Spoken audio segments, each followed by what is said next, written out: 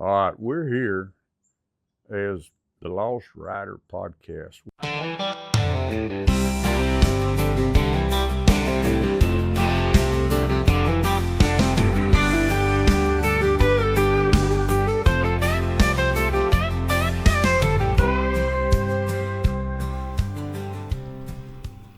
Good morning and welcome to the second half of this week's News from the Camp House. We're here this weekend with Mr. James Bigley. Now, he's a realtor in New Braunfels.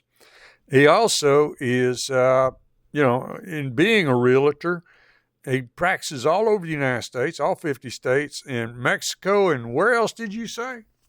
South Africa. South Africa. Okay. Okay, and then what we were talking about in the very, very beginning is you've got a social media footprint, so you're obviously better at marketing than I am. Explain how your business works, and you also advertise conservation, helping people be land stewards, doing all the right things. Explain to me how this whole little deal works for you. Yeah, so we obviously sell farm and ranch properties and so forth, and one thing that I from the conservation background, when I was from the start, I grew up on a ranch, so forth. But long story short, the reason why we started social media in the first place was to educate people on how to sell their properties, but also to be good land stewards when they buy those properties. Because, as I mentioned before, 95% of the time when someone buys ranches or land right now, they're all new landowners. And it's so important that we teach them the good habits of managing those lands. So we started doing that on social media and talking about the history of land, the biggest ranches in the United States, even in Australia. We talk about Australia too, but we do all that, but also we advertise a lot of farm ranches across the United States through other brokers on our platforms to show people what's out there related to offerings on ranches. But our main thing is to talk about wildlife, education on wildlife / land stewardship, the history of the lands, and also talk about ranches in general from the beginning, from the 1800s with Charles Goodnight, going forward through the years related to just what is happening in that niche, so to speak. All right. Do you go into the variable practices that you have to use, from the Chihuahua Desert to the Rocky Mountains? You're going to ranch in different places. You're going to practice conservation in different places. You got different things you got to do. Correct. Yeah, and that is very true. It's like, when you look at just the United States, if you're looking in the Western United States, it's totally different management practices than it would be in the Eastern United States related to water. Water is a big thing, or the grazing situation that you have between those two areas. And in addition to that, the timber management, wildlife management is totally different. And we talk about a lot of those different things, and then also public lands, like we just discussed. But also, Texas is one of those situations where it's a very unique situation, because we have in South Texas, West Texas, the exotic situation that we have in Texas, and that is a whole different ballgame when it comes to the conservation / hunting practices that there is in the United States because of that situation too. All right, I'll give you a couple of deals right quick. Coming from the outdoor riding community side of this thing, I'm chairman of the Texas Outdoor Riders Association. All right, so one of the things that we did ages ago, when the high fence crowd decided they wanted to privatize wildlife or whitetails, Yes, sir. one of the things that we came up with, and we said, we're not to keep some type of journalistic integrity, try to keep our nose clean. One of the things that we always said was that we want everybody to enjoy the outdoors to their preference. And if high fences are legal in Texas, if game farms are legal in Texas, and that's part of private property rights, we're not going to get in that argument. We want everybody to enjoy the outdoors to their preference. And to that extent, I'm okay. I'm kind of guy I can say something like that and mean it. Even though, I'm a wilderness guy. I've done all my work, all my hunting, everything I love doing. Now I go out here and sit in a deer stand with a camera, take a .06 along in case I see a coyote or a hog.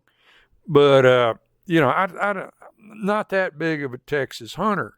I'd rather be up in the wilderness. Guiding bow hunters trying to drag an elk in. Trying to call an elk in and see how close I can get to them. That's my game.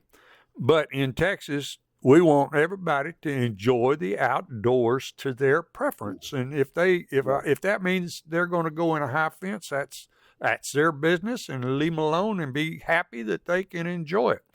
The other thing that I'm going to give you is ages ago when they put me on the board and made me in charge of recruitment, they said, how was I going to recruit people? I said, I want anybody that's a professional communicator. I said, anybody.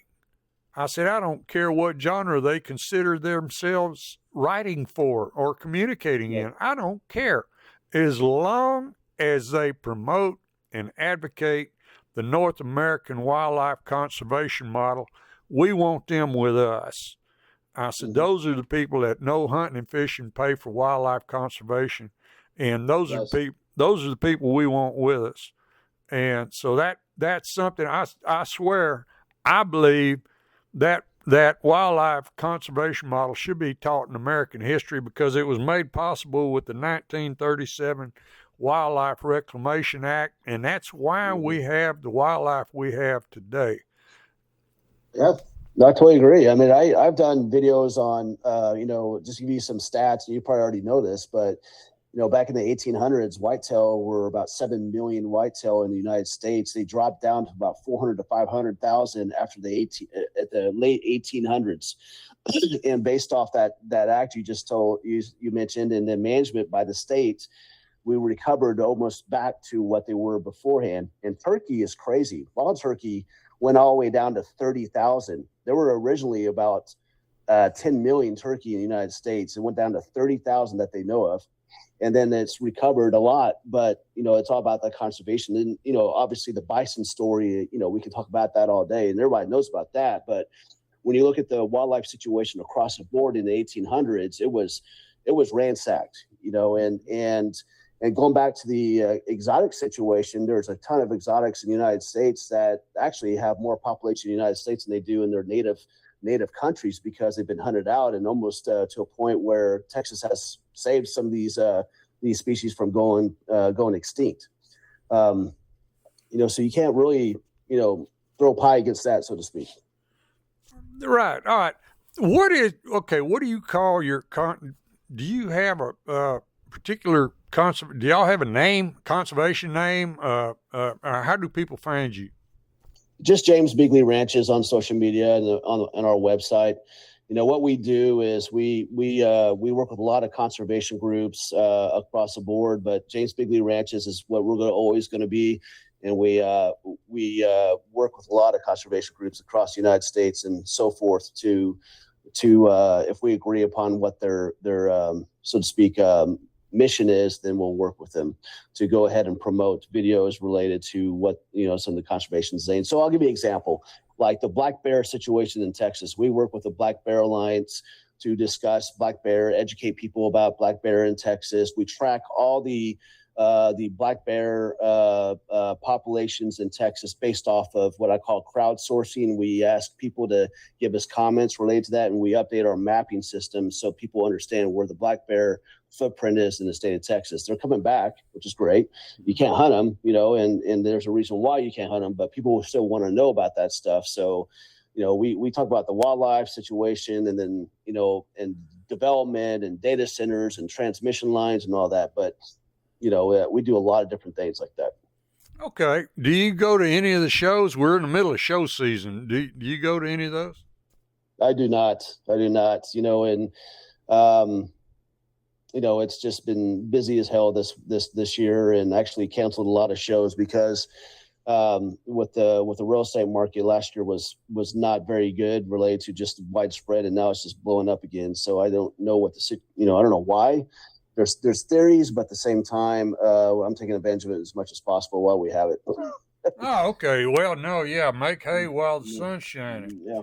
That's the way that works. Yes. Yes, sir. All right. Well, Jim, we're out of time, but I sure appreciate you being with us this morning. No problem, man. Thank you for the invite. All right. And tell people how to find you one more time. JamesBigleyRanches.com, or on any social media platform, James Bigley Ranches. It's easy to find. Thank you. All right. Just hang on here a minute.